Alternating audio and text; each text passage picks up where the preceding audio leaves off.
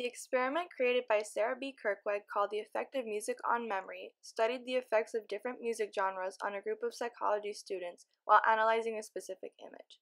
The aim of the study was to determine which music genre, from classical Metallica, white noise, and no music at all, helped the students focus more. The results concluded that white noise had the most impact on helping the students focus, while Metallica and classical did not impact their level of concentration. This is the experiment that we tried to replicate. In order to conduct our experiment, we asked 10 girls and 10 guys to attend a private resource period in Miss Urke's room. Since 3 of our participants were unable to attend the first time, we had to conduct our experiment the same day, but in a different hour.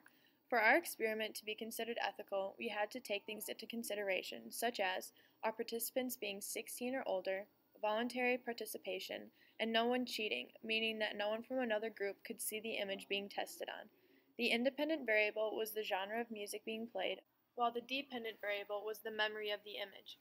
We tested our participants' memory of an image while listening to a specific genre of music to acquire results. Monday, December 18th, 2017, a group of 20 students made up of 10 females and 10 males underwent an experiment called The Effects of Music on Memory, conducted by Geiger, Kayla, Verdean, Pavlov, and Aussem. This experiment consisted of dividing 20 people into 4 groups of 5, showing an individual group an image for 30 seconds while playing different music genres. Then each group answered a questionnaire related to the image. These genres included classical, white noise, rock, and no music. This experiment aimed to test which music, if any, stimulates memory best. The individuals' names will remain confidential, but their responses will not, because they may be used for discussion.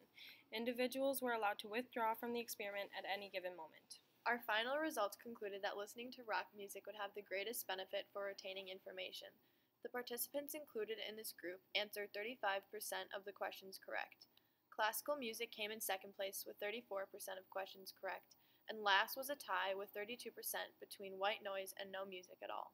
Our results for if music really helped with memory was that it didn't, which was very close to the original study by Sarah B. Kirkweg.